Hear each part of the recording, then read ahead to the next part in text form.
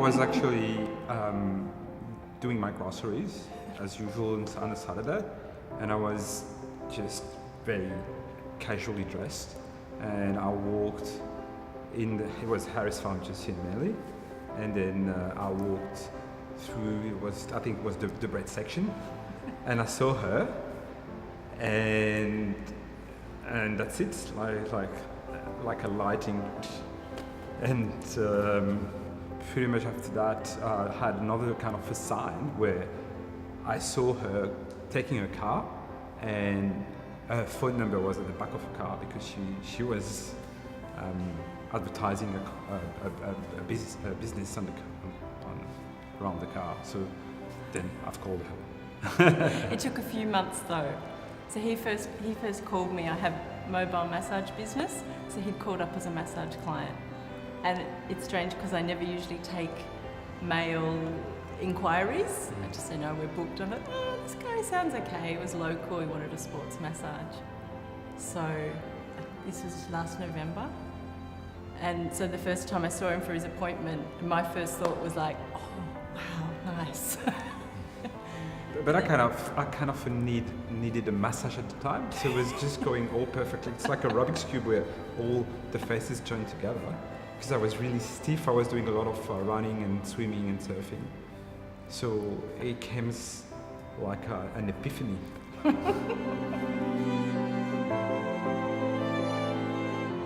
So Alex saw me first in a supermarket. I don't remember the time, I wish I did. I've tried to hypnotise myself to remember that moment, but he apparently saw me, and I think that he stalked me, but he didn't. He saw me go out to my car, and I have advertising on the back of my car for my home massage business. And so apparently he'd written down my number and he called me. So the first time I met Alex, he was actually a client, and I saw him on a professional basis a few times. But the first time I saw him, I just looked at him and went, yes. And then from then on, as I got to know him, so it was after about 3 appointments, he asked me out. Then Christmas was coming. Yeah, that's right, and you were away. And you'd sent me a message saying, do you want to catch up in the holidays? And I said, yeah, sure. Well, she didn't say yes, sure. You said yes. Yes, okay. Anyway, so we went for our first date in January. She didn't give anything away, like that really. I was cautious. Yeah. But I remember when we met for the first date and I saw him, my instant thought was, yes, it's on. What about? And it was from then. Yeah, but I was like, I had no help from her, no sign, no body language, nothing.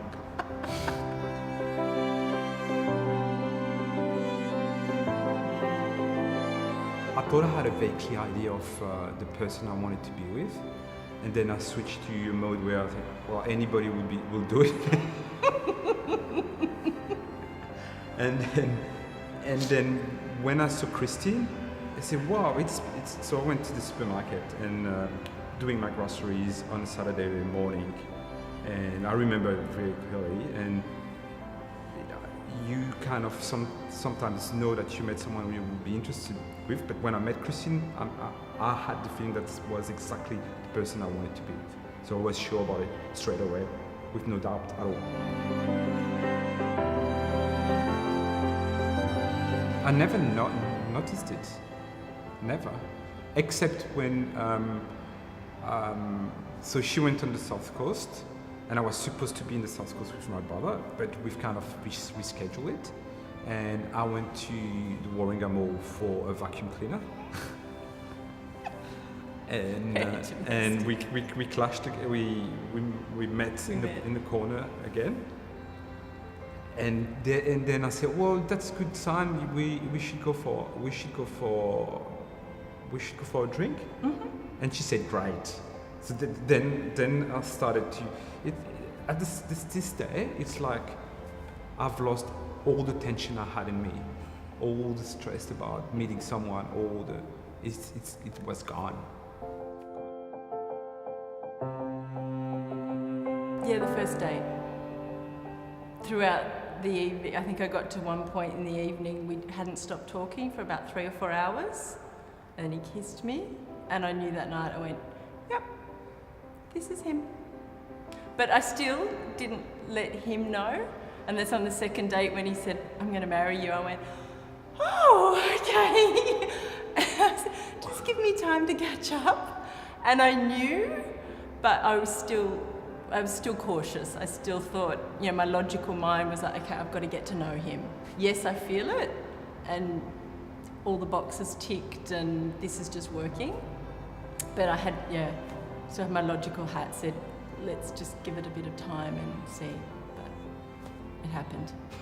Because 6 months later we were married.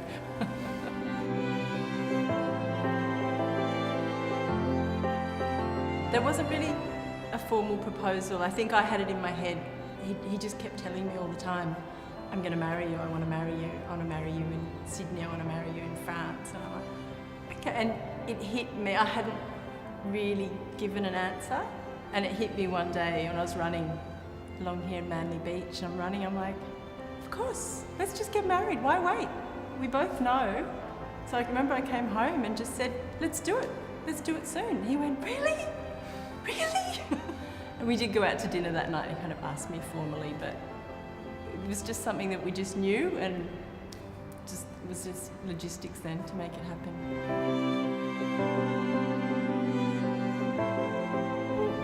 We kind of had 3 weddings. So we had a family lunch first. That was for my family to meet Alex. Because my idea was that if we had everyone, that we wouldn't get to talk to everyone. So we did a family one. Then we did a friends one with just close family here in Manly. And it was just really casual. There was single conditions where we married here in Manly, and my parents never met her. So they kind of, my parents are quite conservative on these kind of topics, and they kind of asked me a lot of questions, and they were really making sure, and they trust my judgment on this. So then we had basically the approval of everybody very straight away. So we didn't have any conflict or any, and so we made everybody to kind of present our project, and and then we got really drunk on this night. So it was at the center. It was an engagement party. Oh, the family one. Oh my goodness. And then he went to a Bucks night and a night at the same Bucks night. But the Manly one, that's where we actually had the ceremony. I know, to me it exceeded all expectations. It was just beautiful. It was, everyone close that we knew. There was dancing, we just had drinks, we had all the kids there, and it was just really casual, and to me it was perfect, more so than I could imagine. It was casual, but it needed a lot of organization. Yeah, it did. Like that's the way, if you come about arguments, tough times. Tough time. That was one tough time. Planning 3 weddings in 8 weeks. Yeah. That was a tough time. Yeah. So then, 2 days later, we flew to France, and his parents put us on a wedding reception in France. That was wedding number 3. The meetings were all in French, so I had no idea what was happening. And that's also where you see the cultural clash, which she couldn't see a cultural clash because it's her home ground. Yeah. And for me, it was. I'm kind of used to this area and the people here, and I can start to understand it, but it's not as easy as being surrounded by my friend and family. So she had the kind of a clash when she came in France, and she realized that was an important thing for my parent, and it was really serious and organized. And yeah. So the French wedding, it was very formal, but still very intimate. We only had 21 people at this huge dinner table, but so it was like a 4 or 5 course dinner that went on till midnight, and we had dessert at midnight. But it was amazing. I had a few friends that came down from Europe, and then we had all Alex's friends and family. It was very magical, quite surreal to me. Just again, there's cultural differences, but it was extremely memorable. It was a once in a lifetime opportunity, which is what his parents wanted to give us.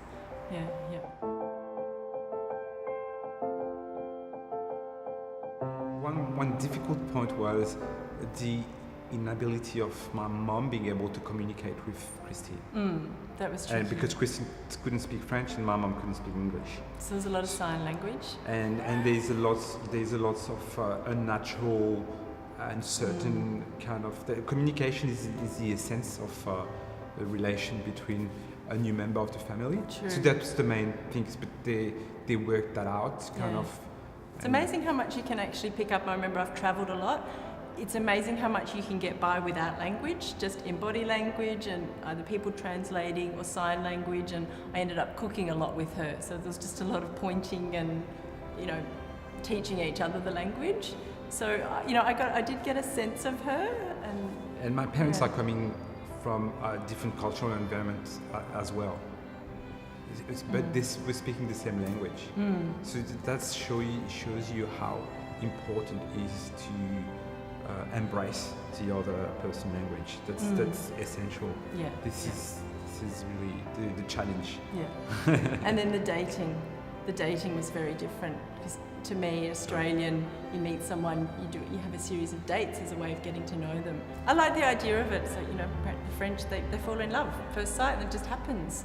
And I kind of get that concept, but us, I guess, growing up in this culture and you've got to get to know the person. But it's true, as he says, it's just a feeling and you get to know them through the person through life.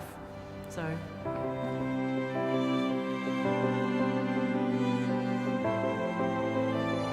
For me, it's simple and easy. It's really simple and easy, and I can talk about it because I've been single. I've been in several relationships and stuff, and I'm not a young guy anymore. I mean, relatively, it would be trying not to seize, because I was suffering about just trying to catch and trying to. It's more about let it go, because it's coming one day. One day it's all changed. That's all. So for me, my advice to people is to get to know yourself, and it's how I was a year back. I knew that I wanted a life partner, so I spent a lot of time making sure I was really comfortable with myself and knowing who I was, and just sort of living the life as if I was in love already, because then I knew it would come. And I just had total faith.